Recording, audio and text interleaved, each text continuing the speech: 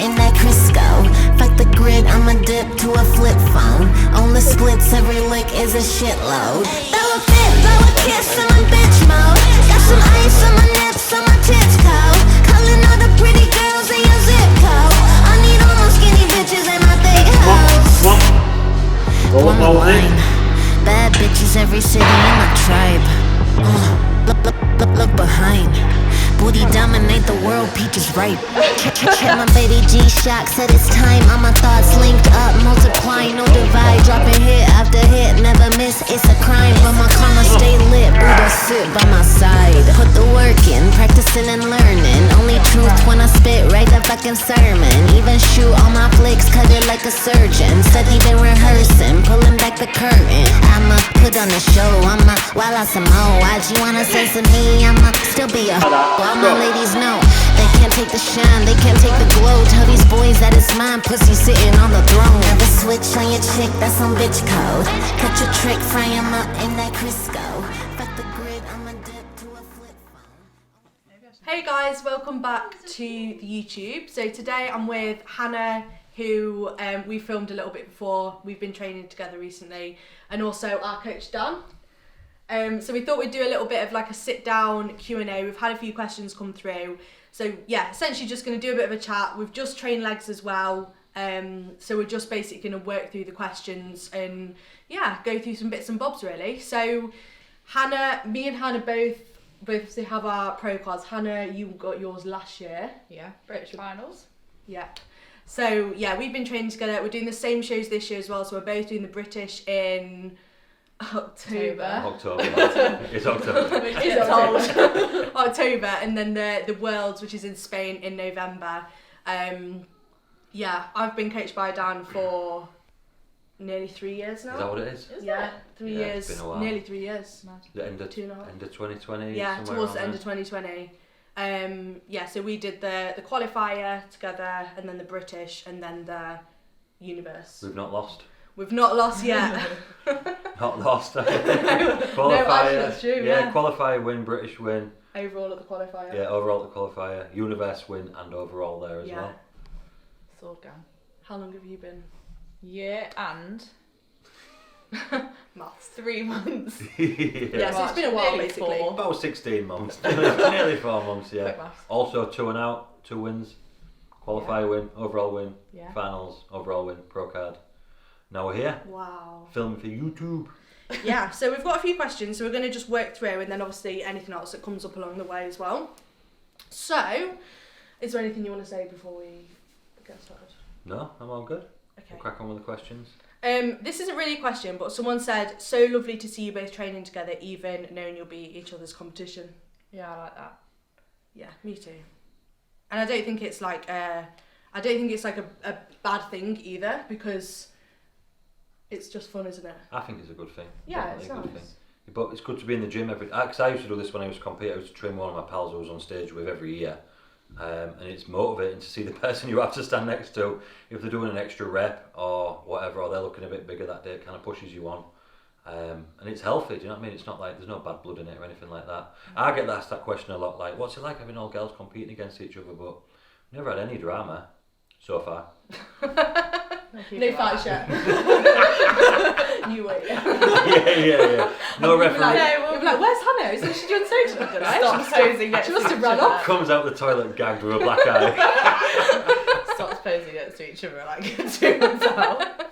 No, it is fun though, and I think like personally for me, I feel like I'm so happy with how everything's gone so far. So anything now is just like amazing. Yeah. So there's no like expectation or anything going into these shows. So I just think like It's fun, isn't it? yeah, it's just nice, and it's so nice training with someone who also trains really hard and pushes themselves and has got like similar goals. Because I think sometimes doing like bodybuilding, it can be quite lonely sometimes. You know, especially when you're like working from home all the time and then you're training by yourself. So it's really nice sometimes just to be able to like go and have a chat and like have a good session. Yeah, definitely. Yeah. So we can all kind of answer this. What are you both wanting to bring to the stage this year in comparison to last year? Better is too short of an answer. Be more massive. Betterer. Get massive.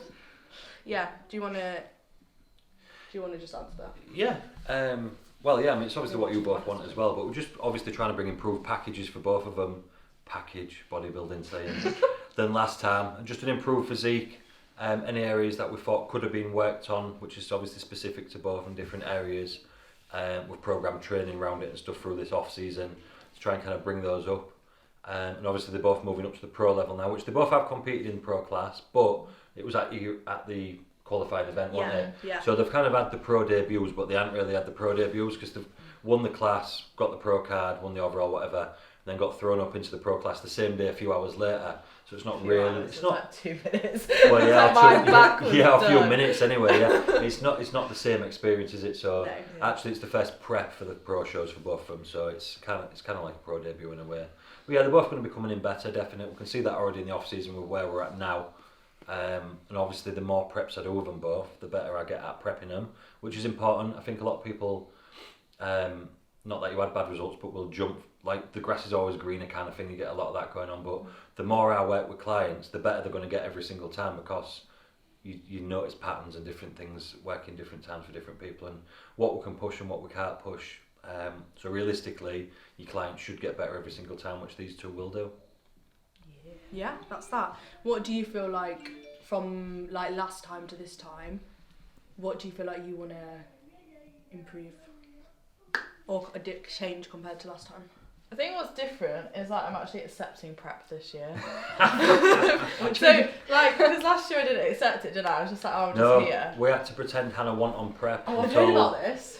Yeah, she was on prep that wasn't on prep. So what was it, 8 weeks out? Yeah. She's like, I'm just gonna prep and we'll just pretend I'm not competing. I'm like, all right, I'll just cut your food out and pretend. My photos at like 13 weeks out, I was like, oh, people are gonna click to this one. There was only you that didn't click. The rest of the world knew you was competing. I know.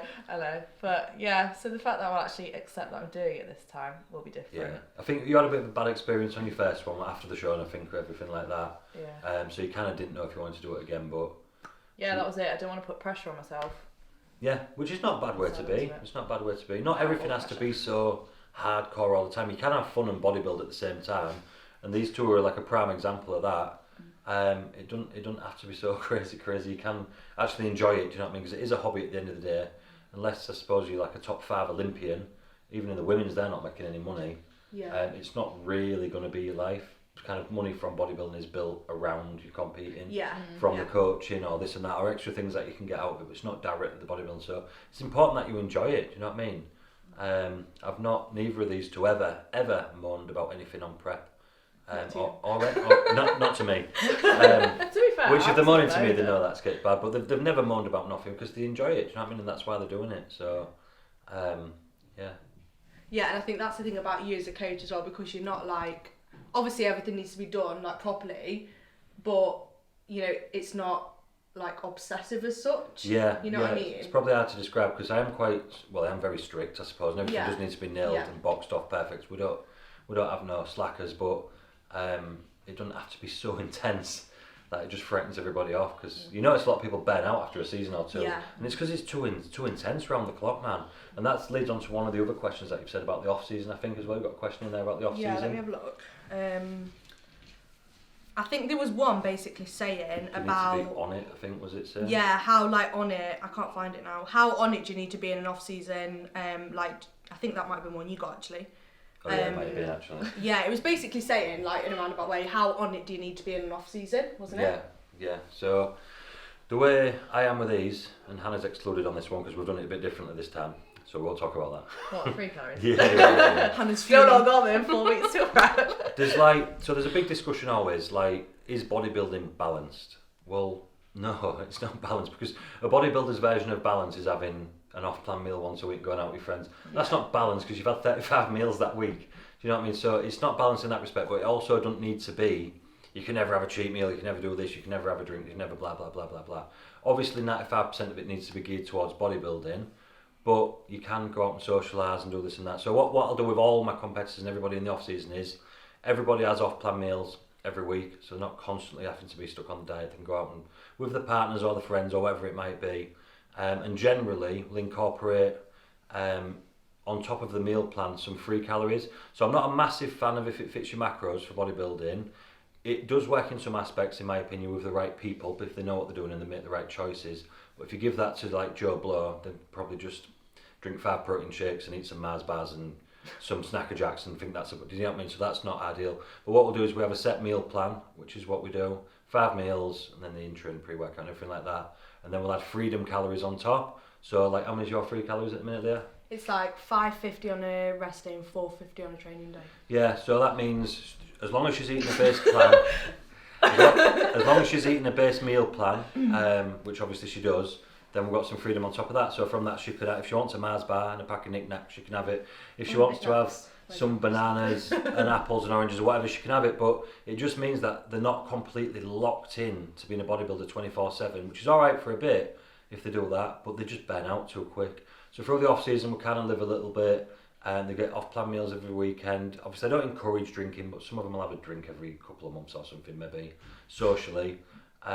And then as we head towards the prep, everything gets cut out, off-plan meals gone, free calories gone, and then we'll kind of really home in for that 18 to 20 weeks or whatever it might be of the prep, and that's when we're bodybuilding around the clock. So then when they come to it, they're not as begrudging of it. They've had some nice food for the off season. They can eat kind of a little bit of what they want every day, as well as the pace. Training's fun, training's good, and then we lock down for it. So do you need to be on it? Yes, because you need to stick to what you've been told to do. It's not a free for all, but there's some give between that. I suppose that'd be like that any 80-20 rule in a way. Yeah.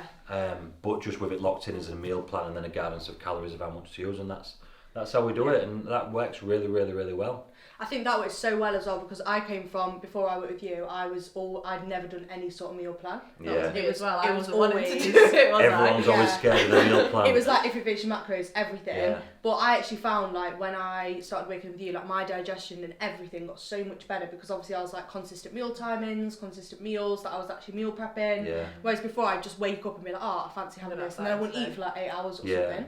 So I feel like in terms of getting a structure and a routine, that works Made so life well, easier. just getting Yeah. that foundation And in. you don't need that for bodybuilding. Yeah. And like, I forgot what I was going to say now. Good job. I totally had something I was about to say and I Sorry. completely forgot. Oh yeah, and that's what a lot of people do come across, exactly the same as what Leah said. I get this all the time. People who've done if it fits your macros and they don't really want to change to a meal plan. Literally just about every single one of them that comes across like, this is so much easier. And I don't know if you used to do this, but all of them say the same thing. They're like, I'm in the fridge at 10 o'clock at night with the amount of macros I'm meant to finish off, trying to pick different things out of different things. It just causes me stress. Yeah. So they're happy with the meals. They get the free calories every day, which they can pre-plan or plan on the fly if they want to go into shop and pick a few bits and pieces. And that's why I think it works really, really well like that. And then you're not cramming. So like if you get the macros thing, sometimes you'll eat loads at one portion of the day, not so much at the other, and this and that. And I get it. And for lifestyle, I think absolutely fantastic. Yeah. And it works perfectly for lifestyle. I probably wouldn't recommend anything else, but for bodybuilding, if you're trying to build a physique to a good level and build performance to the top level, you need solid food, solid fuel, should I say, on a consistent daily basis. Yeah, agree. Yeah, and I even think like within lifestyle, like having some sort of right, this is what my pre-workout needs to look like, this is what my post-workout needs to look like. So what I'll do for my girls, for example, is they'll have like a set like pre and post workout, so at least we know that's sorted, and then they've got like flexibility around it. Yeah, that's a really good idea as well. Which works quite well. But yeah, the free calories work well because then like you can just have what you fancy. So like obviously when you're in prep and you fancy something, you can't be like, yeah, we'll just have a chocolate bar or whatever. Yeah. See, I'm trained ready for prep. What? I'm trained ready for prep. Hannah's ready. But yeah, it just means then you can like have what you want, or you can like, have some different meals and things like that. Yeah, And it I'd like things to me, like we turn it into a curry because you throw a curry sauce on it or whatever, or this or that. Just anything like that's cool. Yeah, which works really well. Yeah, and then you're basically set to go, aren't you, when you go into that. See if I can find where I should just put that t-shirt. I'm sweating. Oh, it's sat next to I'll the just bottle. pause. Yeah, just pause 1 second. I'm getting a friend. See, just a brute. Just a brute. Oh, I mean, Should you ask you that? Oh, how did you let her drive? I was thinking that. Fucking hell. Tagging. It's warm in here now. Does it look wrong? Well, you have got your top on backwards. Does it look like it's backwards? No, you can't really tell. I'm only showing off your branding. Yes, I do appreciate it. Right. Just, every time, it'd be like with that fucking TikTok video you sent me. Every time he puts a new thing on, you've got your t-shirt's on back to front. I've gone and got a yellow t-shirt on. I'll put an hat on Leah next. For the next clip, I'll put your glasses on. You put my hat on. Oh god. I'm the only one that hasn't changed. Right. This time, yeah. It was like with Kayla's I'm getting a bit warm. video. Yeah, I just opened the window. It was like Kayla's posing video. She recorded it twice and then put a whole montage together. My hair was up and then my hair was down. I was like, does anybody notice? Right, we've got a couple on coaching bits and bobs. So, has Dan played an important role in you coaching your own clients to the stage, guided you, etc.? So yeah, 100%, because obviously I've done basically all my preps with you. Pretty much. So yeah, so obviously I've learned loads in terms of the way you coach and things like that. So yeah, definitely, and I think that's probably where most coaches that maybe go into competing other people will probably learn most things from their own coaches. Yeah, you kind of always see that. You see the styles kind of passing down as they go along the way. Yeah. So yeah, your clients are in for a treat.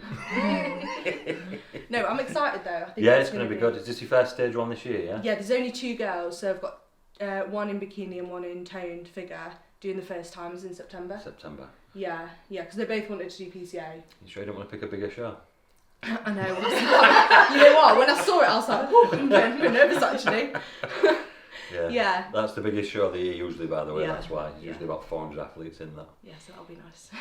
Yeah, no, but definitely, and I think obviously, going into when I started working with you, obviously I didn't know that much about competing. Obviously, I competed once before. Yeah, of course, yeah. In one show, but I feel like it wasn't a proper. A good example. Yeah. I would never have wanted someone else to prep like that. Yeah. So I feel like I'm being in bodybuilding now for a few years and talking to people. Obviously, you pick up things, don't you? Which you talk to people and you work with people and stuff like that. Yeah, and that's good as well, because I do feel like I make a big effort to try and keep people safe. Like you'll know. Yeah, definitely. Try and keep everyone kind of not beaten to death and kind of look after the health and everything like that. So that's good to know that will kind of get passed down as well, because there's a lot of bad things that happen in bodybuilding. Yeah. And I try and obviously all my clients that have been with me kind of since they off, they don't really get to see it, or they might hear about it when they speak to people, but unless they've been through it. So I do try and keep people away from that. Keep them healthy, keep them right, because obviously they want to come in, go out the same way they come in, intact. And that's important. Wanting to get on stage again. Well, it's important, isn't it? It is important to have that. To be fair, that worked for me though, because I wasn't going to compete. Yeah, you had a rough first experience or And whatever. then said I was going to compete before the other shows, didn't I? Yeah. And you were like, oh, I didn't know you were going to do that. Yeah. So yeah, now you're back, addicted. Magic. Yeah, and I feel like the way you do it as well works really well because, in terms of you run obviously the carb cycling when you do the high days and the low days. I feel like that works super well because you're not mentally, you're not just pushing it endlessly. Yeah. You know what I mean? Yeah. So, the way we do a lot of the preps is with a lot of carb cycling and stuff like Leah says, and it's got good physical benefits, and obviously it works physically, but mentally it's a really good way to do it as well. I find it keeps people fresher for longer and kind of on the prep without kind of coming off the rails and all the rest of it. So, yeah. Yeah, and it kind of follows on as well. There was another question about coaching, just saying, how do you feel putting your first timers into shows this year? How exciting. So to be fair, I didn't think I was going to go in, I was always adamant that I'm not going to prep. Yeah, you did always I was say like, I'm not going to prep anyone, I don't want to go down that route with it. I just want to work with maybe lifestyle clients. But then obviously as you compete, you start to attract more people that maybe either want to compete or want to take it a bit more seriously or want to get into bodybuilding. And your own confidence as you get more under your belt and you've done it more times and things like that, you think, well, yeah, I could do that, you know what I mean? So, yeah, and I think because I saw Will prep a few people as well, I was like, obviously I was talking to him about his check-ins and stuff like that.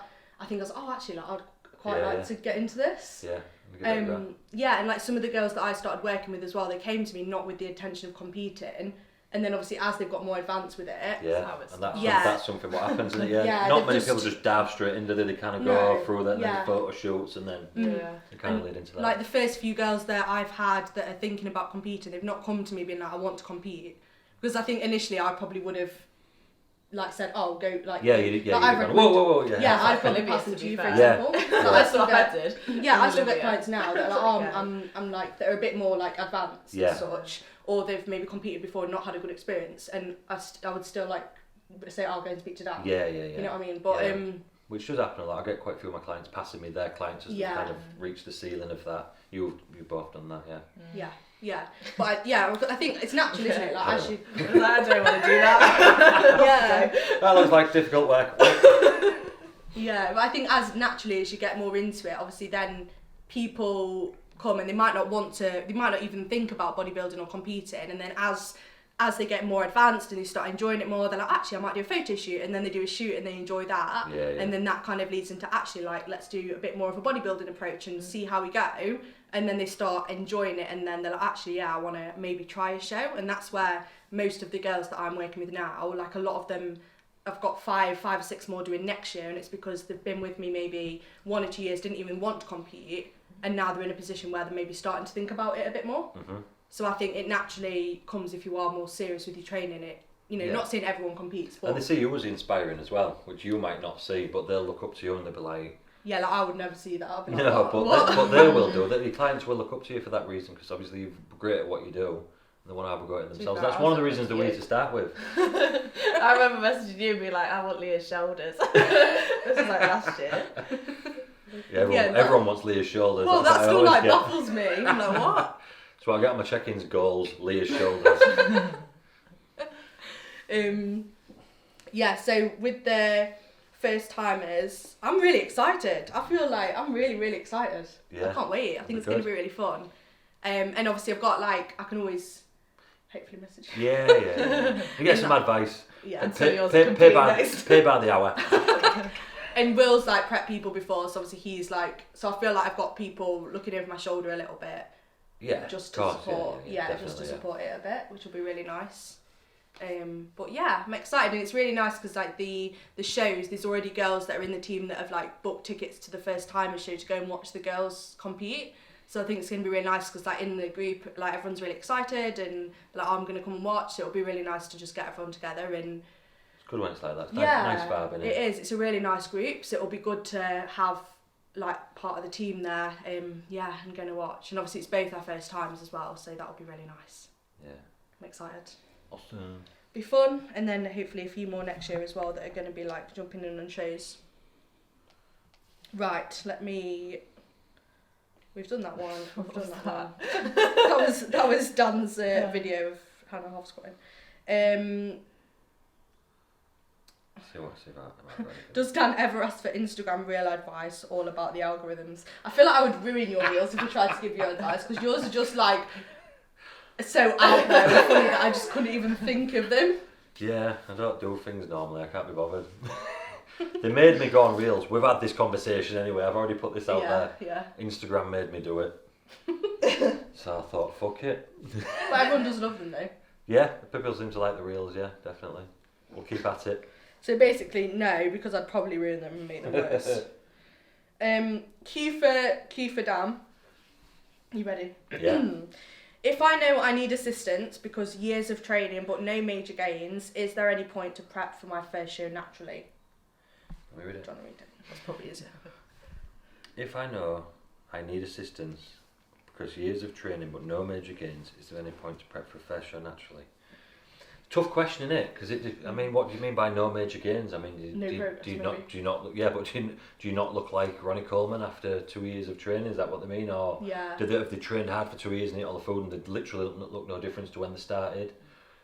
Genetics is genetics, so like, and it's bad, but if you don't look very good being trained naturally for a while, then adding drugs you probably still not look that good as well. To get what I mean, it'll obviously push you further on if that's something that you want to do, but I don't know. It's too person dependent for me to go on YouTube and start saying you should do this, you should do that. If you aren't seeing this, you aren't seeing that.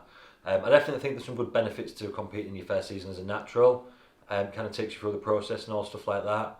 But also these mock preps as well. A lot of people do mock preps and things like that and diet down off of photo shoots, like we was on about a minute ago. Naturally, but yeah, it's a bit of a broad question really. It's probably something that you'd want to have a conversation with either your coach or pay for a consultation call with somebody that knows and go through like your individual situation, apart from a blanket statement of I'm still small after 2 years, should I take drugs? Yeah, take drugs. Define small. Yeah, define small, define no progress. Yeah. Because some people, like, you've got clients like, I don't feel like I'm progressing very fast. I'm like, that's very, very fast the way you're progressing, Yeah. trust me. And then some people, you're right, they'll train like fuck for 2 years, like, and then they don't look that much different. So in that instance, I mean, it's tough love, but sometimes bodybuilding is just not for you. Do you know what I mean? It's not every sport is for everybody, so there might be that to consider as well, you know. Yeah, and I also think a lot of the time people massively underestimate how long it actually takes to make progress. Yeah. Because I'll have clients, for example, they're maybe 12 weeks into like a building phase and they're like, oh, I'm not looking no different. Yeah. And I'm like, it takes It's like a normal. long time to Yeah. actually get to the point where you can see the difference. Yeah. Like, Even like if you was to say someone was to never have trained and then 3 years later be on stage, I would say that is still quick. yeah. That is yeah. still extremely fast. So if you've just been in the gym a year or even 2 years and you're still nowhere near competing, that's how it is. That's how it is. I think I trained from not training before to getting on stage. I think I was 4.5 years from walking in a gym, and I was a super responder to train. Obviously, I was a bodybuilding category, so it's different to like figure and bikini, what have you. But I would be classed as, I think, super responsive. Not really, am I? You're trying to work it out. Yeah. Hannibal months. And I was 4.5 years, man. I thought that was alright. I was happy enough with that. But I don't understand in today's age of Instagram and everyone, you want to be there, you want to be there, you want to be there. It kind of warps the perception of what reality is. Like people might think like these come out of nowhere when they came to me, and then all of a sudden you're on stage and competing and all the rest of it. But they've probably got 4 or 5 years training behind them before I'd even ever seen them before. Do you know what I mean? And I do have this sometimes actually with people that come to me quite fresh from like not doing much training. They've only been training 6 months, and they're like, we're 18 months in to try and get them bigger, and they start losing patience, and they're like, is this for me, blah blah blah and all this. And I do get this on check-ins, and some of them just kind of drop off and don't bodybuild after that because I think they probably get bored of waiting. Yeah, Do you know yeah. what I mean? So you've got to love it. You've got to love it, and it's not gonna. It's not. I think it's not gonna be just about the competing, really. Yeah, you got to love the actual bodybuilding. Yeah, and then the competing comes in as further line. You compete because you bodybuild. You don't bodybuild Yeah, because you yeah. want to compete. It comes back to that old saying. Like if there was never a competition in bodybuilding ever existed, I would have still done exactly what I'd have done. I probably wouldn't have done all the things what I was doing, taking the steroids and things like that, but I would have still done that full process. Because I loved it. Do Yeah. you know what I mean? I I loved just it. remember being on show day. I don't like show day at the end. I was understand so it. stressed. I And I couldn't was stand just it. stood backstage. I was like, why am I doing this? I'm enjoying the 20-week prep. As soon as it comes to that day, I'm just like, Yeah. I don't want to be here. I know exactly what you mean. I'm So in the right anxious. mood on peak week, me. Yeah. You get to 6 days out and I'm like, Literally remember Paul Rich you Fine shave was all your body off. backstage, Yeah, definitely. I do think that's hard though, innit? Because I'll have clients sometimes in like a long-term building phase or when they're not dieting, and they're like, oh, I'm not making progress. Like I don't look any different. And it's like if you focus on what you're actually doing and just enjoying that, like your results will come rather than like chasing results and then getting stressed when you're not seeing results. It's like, well, if you stop, you're definitely not making progress. So just keep going. You know, and keep doing what you're doing, and the results will come. Yeah, you just have to rely on the facts, and this is what I actually say to them people. I say you have to rely on the fact that there's only so many factors to it. You only can train as hard as you can possibly train. You can only eat the food that you're told to eat. You can only sleep as much as you're meant to sleep, and that's it. Obviously, hydration, other bits and pieces that come into it, but like that's the triangle of it. If you're doing all them to the maximum, you're only going to progress at the rate you're going to progress at, and you're not going to necessarily see it because there's fat under there. And if you gain 5 pounds of muscle in a year, that's a ton of muscle, yeah. That is a ton of muscle to gain over a year. Like 5 pounds of solid stage muscle. Spread that out over 50 weeks. What's that? Someone do some maths. Not me. It's not a lot of muscle. It's not a lot of muscle every week, is it? Yeah, It's yeah. the tiniest fraction of muscle every week, and that's spread over your full body under fat. You're not going to see it. So you've just got to rely on the fact that you're training as hard as you can, eating proper food that you're meant to be eating. Obviously, you've got direction with that.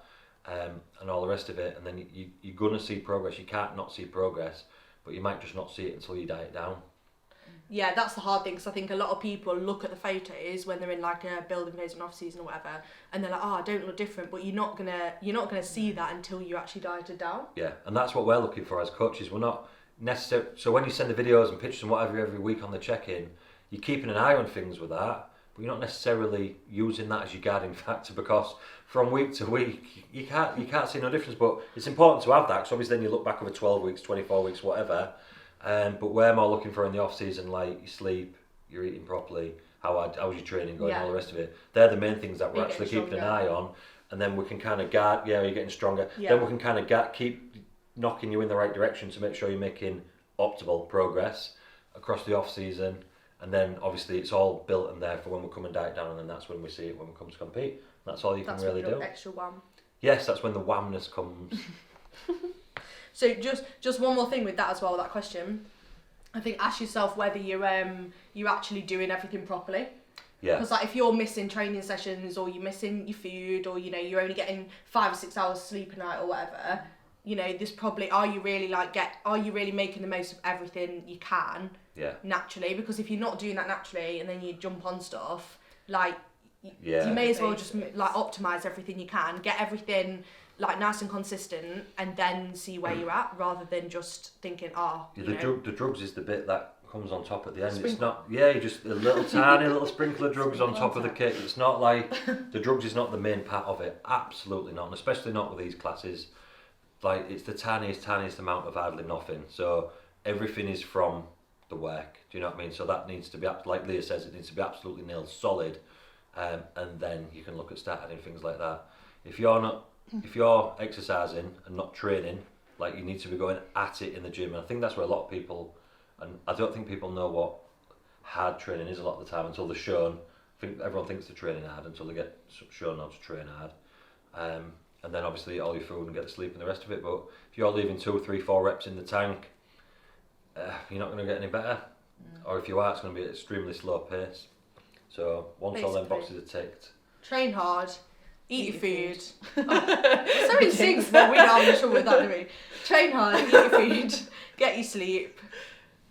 the basics. Yeah. All the supplementation and bits and pieces, yeah, okay, but they're the main 3 bricks.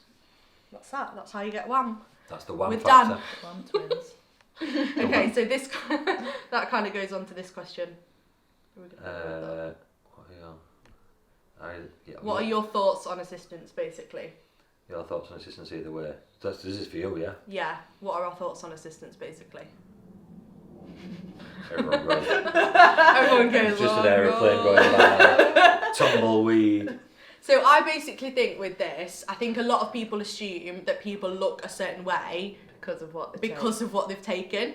Whereas, like for example, it's just that tiny little bit at the end. and Like it's I built most of my muscle. Well, not my. No, I didn't. That's a lie. But I already had like a fair amount of muscle. I would say the first time I competed, and I was completely natural. Mm-hmm. And that was like, you know what I mean. So you're not gonna just magically build a load of muscle when you just like start taking things. So I think, you know, it's probably it does a lot less than what people think it does. You get that, you get people to jump on it, they're like, but now Why it seems to be would I happening. change? And I'm like, yeah, because it's not like that, that's not what it's about. But yeah, I mean, I did put a video up on this the other week, and obviously we've had a question about that on questions that I've put up. You only need what you need, and that sounds stupid and obvious, but you only need what you need. So your body's going to do what it's going to do, and then you just add a little bit to that. So if you need to get a little bit leaner, you might add a little bit of fat burner. If you're trying to increase the way you look, or add a little bit more muscle to give it a little bit of push along, maybe a tiny little bit of something anabolic. But apart from that, it's not just a drug competition. It's really not. And if it was, you can tell by looking at the athlete, because things change. And we don't want none of that. And we don't want none of that. One thing that people always do say about my clients is they all look, sound, talk and walk like girls. Yeah. And that's something I'm very proud of, and we keep it that way. Yeah. Do you want to answer that? You want to further down? Okay. I'll let you read this. Oh. Chapter 1. Dan claimed to have British champions who are unenhanced, correct? Who? How long did it take them? What categories? And natural, as in nothing at all or no AS? What realistically can be achieved? There's so much smoke and mirrors. Right, you are right, there's a lot of smoke and mirrors and there's a lot of bullshit. So Dan claims to have had British champions. This is absolutely correct. I've had multiple British champions who have been natural. Who? I'm not going to tell you who, because then as soon as I tell you who, then that makes everyone else on gear. So we don't want to go down that path. But I guarantee you there's at least 3 that I can think of off the top of my head. How long did it take them? How long's a piece of string? How long they've been training for? What categories? I've had some in bikini, I've had some in tone figure, I've had some in athletic figure. In fact, I think 2 in tone figure. Over the years, this is over the last 10 years as well, by the way. And natural is in nothing. Yeah, when I say natural means natural. It means absolutely nothing. Steroids or clenbuterol or whatever. And yeah, so that's it. It goes back to what we were saying a minute ago. You only need what you need. Them girls only needed what they needed to look a certain way, which was nothing. So I wasn't going to start adding in this and that when they didn't need it, to then make them look different to what they need to look. Do you get what I mean? So that's you only need what you need. I was hoping you might jump in and back me up then. Like, yeah, I know what you're saying, Dan. Yeah, that's true. Yeah, so it is absolutely achievable, and don't believe it's not. Don't believe it's not, because it is. Why would I lie? Why would I lie? DW, no lie. No lies. Have you got a coach rival? Who is your biggest coach rival? You now. Where you're going on. Swooping in. No. Reading in there for the answers. Do I have a coach rival? Who does Dan respect as being the second best coach? So basically, you're the do best the coach. first. Oh well, we'll just leave that there, shall we? No, I don't have any coaching rivals. No, I think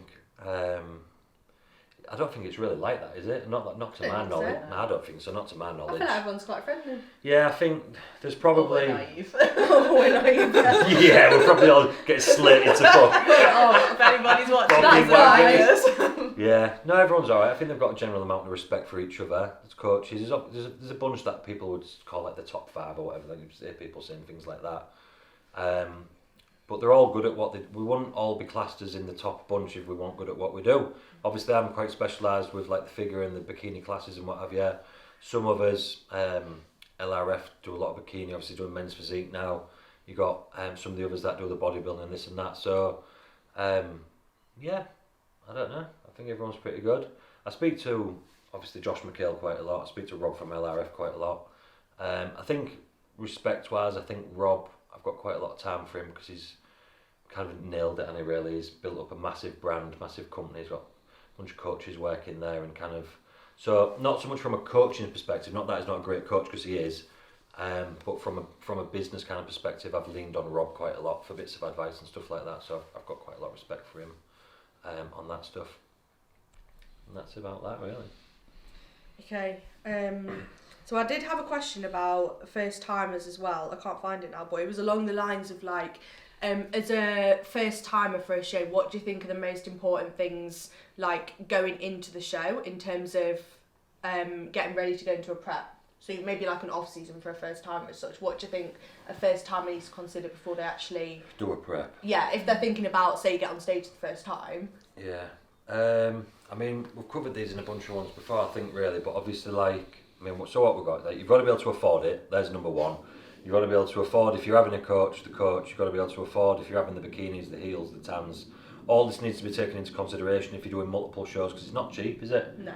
Not cheap. So you want to put a little pot of money away, probably across the year, to consider that, because you don't want to be using October's wages to pay for October's bills, because it probably ain't going to cover it, and you don't want to be maxing out your credit card trying to do that neither, because that's a bad idea. So there's that. I would say you want to have been through a good dieting process and maybe dieted at least something down near what lean looks like, not necessarily contest lean, because that's a different ball game, but maybe like a photo shoot or just somewhere near lean, so you've got a good experience of dieting. Posing is a big one, huge one. Posing needs to be on point. That needs to be factored into your prep. Obviously, if you're paying a posing coach and what have you, that needs to be in there, because like, especially when for my clients, if you can't pose, you're not getting on stage. It's as simple as that. Don't care how good your physique is. If your pose is not good enough, you're not going on. Obviously, your off season needs to have been optimal. Back to that again, and kind of put yourself into a point where you've got the right amount of body fat to complete the prep within the certain run that you've got. If you're giving yourself 16, 18, 20 weeks, whatever, you need to be in that good place. Your health needs to be in check, and make sure everything's good like that. You don't want to have dieted too recently to start in the prep, not a proper diet anyway, like another prep. That's not always ideal, so you want to have had a nice long time in a surplus. To give yourself a break, and you need to consider that for when you exit the show afterwards as well. Putting plans into place. I've done this before, haven't I? Yeah, well, you never will know. Putting plans into place, like like bad things is like booking a holiday straight after your show. Within like the first few weeks is a terrible idea. I know everyone wants to, but avoid that. Give yourself a good 4 weeks at least post show to kind of take care of a little bit of rebound before going on a holiday, because you'll end up super unhappy if not. Everybody's done that. I did that this year after the universe. Yeah, everyone's done that. It's the worst. Yeah, but you was alright, wasn't you? I was fine. Yeah. But that was like obviously your like fourth experience. prep or something. Yeah, but your if that had been a first prep, it would have been. I think actually I did that after my first prep. And I think I literally gained like 2 stone in like a month or something ridiculous. Yeah. I think it was like 2 weeks after my show, and I looked like I hadn't even competed. There's your exact reason. But obviously, the more experienced version of Leah went on a holiday straight after the university. You were sound. I was very sensible. Yeah, she was sound, so she knows what she's doing. So we're talking first timers. So I definitely won't be going on holiday straight after you've competed. I can't think of any more. Yeah. I just think about because I've had girls come to me and they're like, "Oh, I want to do a show in 12 weeks," and I'm like, "No, you can't do that. Give it time. Yeah. Like you've got to spend time working with a coach before you go into a prep, because you need to build your calories up, you need to get your training performance spot on, you need to make sure your routine's there, because then it makes that transition into the prep so smooth and you're not really changing anything. Whereas if you're starting a fat loss phase or a prep or whatever, and you've got to get your meal timing sorted, you've got to get your meal prep, like your food choices, your sleep, your training times, like it's so much. That's the first 4 weeks of your prep. Yeah, and it's a big change, right? And it takes some people a lot of time to get that routine. So if you can do that in an off season, imagine how easy your first probably half a prep is going to be. Yeah. Because you're not really going to, maybe a little bit of hunger, but there's a bit of cardio thrown in, steps come up a bit, but it's pretty, first 10 weeks is pretty easy. It fairly the thing nice, that stuck with me was when you said pretend your prep is like 4 weeks longer than it is. Yeah. So then post show. That's why it went so well after that first a few weeks. To be fair, I do say that, and I do say that to people. I ain't mentioned that, but I always say, imagine your prep's 4 weeks longer than it actually is. So it's not like show day, pizza up, fuck it, Burger King, whatever, blah blah blah blah, continuously after the show. Imagine you've got given yourself another 4 weeks, because that's the show. There's your 20 weeks there. Give yourself 4 weeks to get back to there, and then you can kind of lead off a lot more steady then. So it just puts you in the mindset that it's not just done after show day, as much as people are done in. And I'm not saying everyone's angels after the show. You don't expect them to be, but surfing on a tsunami, innit? You keep falling off, but you keep getting back on. Everyone has slip-ups, don't Yeah, everyone has slip-ups. That's normal. Nobody's like robots, but the thing is, like, everything obviously has been over-exaggerated, because everyone used to just compete and was doing 2 hours of cardio a day and 800 calories back in the day, what everybody used to do. Then they'd just go on a binge for 3 months, and so that was like the extreme version of it. So now when people fall off the plan a little bit, when they're coming after the show, they're like, "Oh no, I fucked it," and blah blah. You haven't. That's what fucking it looks like. 3 months worth of binging. I was like, I've had too many apples. I've had too much fruit. It's not on my plan. Yeah, That's why exactly. I've got so many bloody bananas on my plan now. Everyone's going to do things after the show that they're not is on the plan, but it's just about kind of skating away from And it. being honest Yeah, with damage your coach limitation, as well. Because first prep I wasn't honest, because I thought it was just me. But then you wasn't honest? No. Well, only bit, no. But it was because I thought it was just me.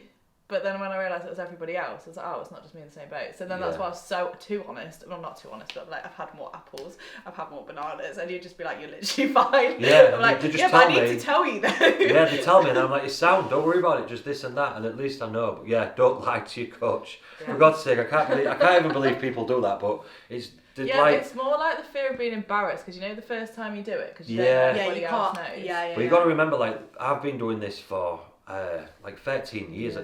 There's nothing I haven't seen. Yeah. Trust me, there's nothing I've not seen. So if you've come off your diet, even if you fucked it for a week, at least I know, and we can kind of sort that out. If your body weight's gaining up a kilo every couple of days and you're telling me that you're sticking to your plan, then we start thinking, there's something wrong with this woman.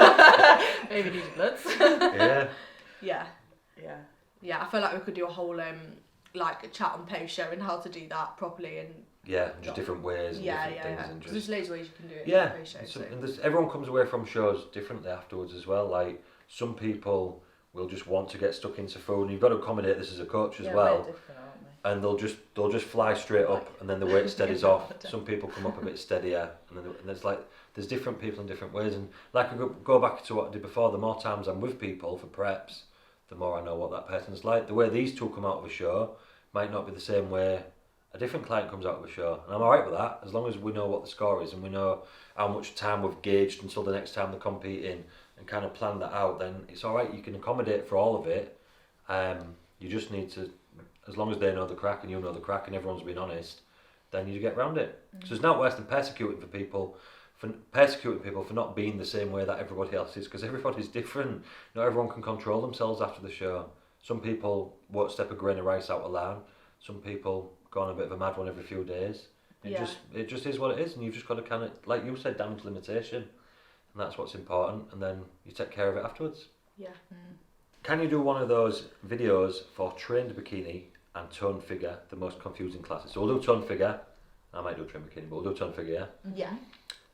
So toned figure, do you know what? I completely understand why people get so confused with a class, because there's such a broad spectrum of physiques, shapes, leanness levels, conditioning within the class, and it differs from show to show. The winner is sometimes it'll be the bigger, softer girl, sometimes it'll be a little bit harder girl, and I've explained this a bunch of times before, but so far as the placings, the best physique is the best physique, right? And the best presentation is the best presentation. So the best one always, so ignoring the condition factors, whoever looks the best comes first, whoever looks second best comes second best, whoever looks third best comes third best. So that's it.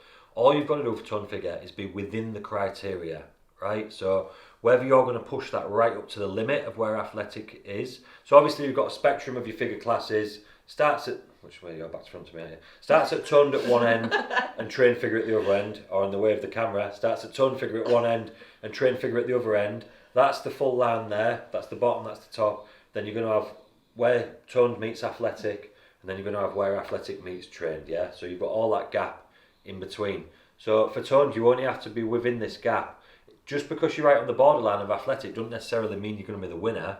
Obviously it has its advantages, because conditioning helps and it makes your physique stand out and it makes things pop, and it does help on stage, but it doesn't necessarily mean you're going to be the best physique just because you're the leanest. You need the best physique with that as well. So it's having the combination of everything which causes the winners. So, and this is what you hear all the time. They'll be like, first place is ripped, second place is soft, third place is soft, fourth place is more ripped than first place, fifth place, and this is that, and they can't get their head around what it is. That was me the first year. Yeah. I didn't know I came second. Thought I'd be more. You thought I'd be more down. Yeah. Not why I got first. Yeah, and you was really, really soft that first time you competed Yeah. in toned, but you had the best physique on stage by a million miles. So the girl who won it didn't have a good as physique as you, so the condition pushed her ahead a little bit. So then this is why people get really confused, but you just need to focus on doing what's best for that client and the way they look the best. So if I was like the way I'm prepping these two, Leah might look a bit better a certain way when we was doing toned, and a different way to Hannah. So I might prep them slightly different, and there might be slightly outcome to the condition at the end, depending on what makes them look the best and what I think is going to make them stand out. And I think that's why people get so lost with it, because there's such a broad range of winners and seconds and thirds and fourths. And like you said when we was talking earlier, not everyone's got the same body. So that goes back to what I'm saying with prep the person to look the way they look best. That all depends on what their body is. Yeah. The way they look, if they're fuller, sharper, rounder, smaller, bigger, whatever it is, it all comes down to that. So as long as you're within the criteria and make yourself look the best you can possibly look for your body, that's what I would go with. And if you can edge on this side of leanness in a lot of cases, that will help you push up the pack a little bit, as long as it looks good on you. Yeah, that's that basically. Nothing to add? I don't think so. I feel like I pretty much said everything. Yeah, I just feel like, because everyone, like, you can't expect two people to look the same, because obviously the structure's different, like, you know, where they carry more muscle's going to be different naturally. So, like, no two people are going to look the same, are they, on stage? It's not going to be comparing lines, isn't it? No, you're leaner than me. Yeah. Well, have I got a line there? You've got a line there. It's like Dan. Cardio. Yeah, so, like, you just got to play to your strengths, essentially, haven't you, when you go on stage? Play That's to your basically strengths, it. yeah. That's exactly And do what looks best for you, which I guess is really like wishy-washy, but it is wishy-washy, but that's the answer. Yeah. But again, you can look at someone on stage and your eyes are naturally drawn, I think, to one or two people on stage, and you just like that, they just look really nice. Yeah, and that doesn't even mean they're not necessarily the biggest. Yeah. They're not necessarily the leanest. Not necessarily the best poser, but sometimes you're just drawn to them and they've really nailed the look. Yeah. And again, it all goes back to genetics. Like, as much as we'd like to say it doesn't, obviously we bend all the rest of the factors to our will the best we can. But if your genetic shape is to look a certain way, you're going to stand a better chance of winning. So And that's why you can't compare yourself to other people. yeah, But that still won't stop anybody watching this because you'll still do it. Yeah, and then I'll make you delete your Instagram 4 weeks out to calm you down, and then that's it. Have you done that with people? Oh yeah. Have you done it? Have I done it with you? No, I've heard you do it. Yeah, I make people delete their Instagram all the time. Well, I don't make them. I say delete your Instagram. this would be very good for you, but You're you know what happens? Stop training with each other. Yeah, you've got to train blindfolded if you're training together. But do you know what happens when they delete their Instagram? So obviously you can't do it with certain people. Like U2's businesses revolve around Instagram. Where if I've got someone that works in an office or they don't need Instagram for their line of work, I'll encourage them to come off. I won't tell them to come off, but I'll say, look, it's going to be very beneficial. And then when they do, the body just goes bop, bop, bop, Right, bop, bop, yeah. bop, and responds like fuck. Because the stress that they're causing themselves, even subconsciously without even knowing they're causing stress, by constantly being on there. I know this from when I've took breaks and I'm not even comparing, I've got nothing to compare with anybody anymore, I don't do it. I just feel so much better for being off Instagram. And if you've ever took a break, you do. Yeah, well, you can sneak a week in here and there, and it feels fantastic when you come off it. So, because they're so stressed with the prep and they're looking at other people and they're thinking this and that, blah, blah, blah. As soon as they delete Instagram, the body responds way faster. And it's mad to watch how fast it comes in. I'll tell them to stop getting weird, so I'll just do it all by eye. And then I'll tell them to come off Instagram, and the body just goes bang, bang, bang, bang, bang, bang, like that. Super fast. Letting all the secrets out today. Delete your Instagram and you'll get shredded. So take the app off your phone and put your skills in the boot of your car, and then we'll do the prep by eye for the rest of it, and then it always works. Yeah. No one gets close to the. No one wants a cheeky Wayne out the boot of the car, do we? That's where I tell them to put it. So yeah, that's tone figure. Train bikini. Train bikini is basically just a jacked up bikini in general. So I know why people are asking this question, and it's because that some of the train bikini winners last year and some of the ones that were doing really well were not that big, but they were shredded. And that's, again, that was a look that suited them. Some of them I had myself, some of the girls are speaking to and what have you. That's a look that suited them, more so than being a little bit softer in bikini. Train bikini is a shredded version of bikini, and you can be a lot more muscular as well. It just seemed to be that last year on season, I don't know if you two have noticed it, but I noticed it, a lot of the winners were a bit smaller than usual. So they used to be more jacked. It just happened in 2022, a lot of them were a little bit smaller. So I think that's why people are asking that question. If some jacked girls come back this year, they'll probably be winning, do you know what I mean, as long as they're shredded as well. But they basically just want the same bikini shape, but bigger shoulders, bigger glutes, bigger delts, bigger glutes, bigger quad, bigger everything, and a lot more conditioned, and that's it for train bikini. There's not much more to it than that. But again, going back to the tone figure discussion with train bikini, if people are all winning and they're smaller and they're shredded, and then you get people who are a little bit bigger in this category that are softer, generally the shredded ones are going to beat them, because that is quite a big part of the category.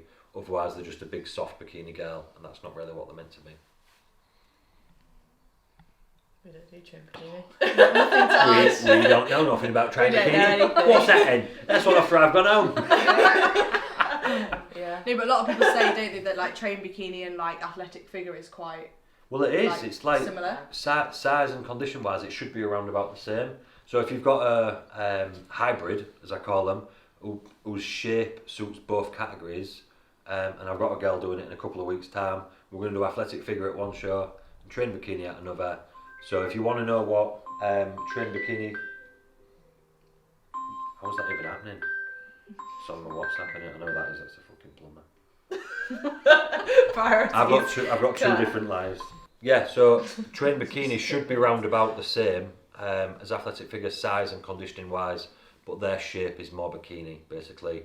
Some girls will suit both posings, so they can do athletic figure or train bikini. I have had a few clients do that in the past, and I'll be doing it again this year and probably do well in both, hopefully. Fab, that's that. Fabulous. Do you want to do the one about the hormonal thing? I feel like that's quite vague, but. Plugged into the wall. Can you talk about female hormonal contraception, depot, and bodybuilding? Depot. Well, with any female contraception, to be fair, obviously it's adding hormones into the body to stop you getting pregnant and a bunch of other things and what have you, but that's generally the main purpose that people will take it, which is fair enough, understandable.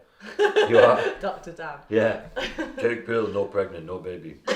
That's Dan's top tip for the day. That's my doctor's advice. Pill, no baby. No pill, baby. Where did that accent come from? That's my native tongue. When you do my check-ins on yeah. Put my real voice on now. So yeah, obviously people want to use contraception for certain reasons throughout their life and what have you, wealth, competing, all the rest of it. The question is like about using it, and it's like it can be quite vague because in some people, so I'll have some clients that'll be on the pill, and that might be a combi pill. Sometimes I'll generally, if I can, lean them more towards a progesterone based pill, because it does tend to be that they'll get leaner easier on that, I've noticed. And I have looked into all the science and all the rest of it, and I know there's contradicting things and this and that, so I don't pay too much attention to that. What I pay attention to is the experience that I've got with it over a decade. Some people are okay. Some people, you'll take that pill out, the combi pill, and you'll notice they'll start getting leaner a lot quicker, and it changes the way they look. So that's a bit broad for you. Progesterone pill is a little bit more favourable if they're going to do one, and that's pretty much okay all the time. Never really seen any problems where it's been noticeably better to take that out. What is favourable if you can do is generally going to be the copper coil, non-hormonal coil, because you're not interrupting with anything, you've just got your normal hormones, everything's there, and if you put the copper one in, that just obviously is no added hormones to your body, and it will allow you to just carry on as normal and obviously get all the benefits from same as contraception with not getting pregnant and things like that, which is obviously not always ideal if you don't want to be. And yeah, that's about it really. It's not black and white and it's not clear cut, so I can't say this does that, this does that, this does that, because I've got many clients who've been on a combi pill and got absolutely shredded and ready for a show. I've got some clients who I've brought off it because we were struggling to get in shape and the bodies took off really quickly. Some people have been on progesterone, some people have been completely natural and not taking any contraception.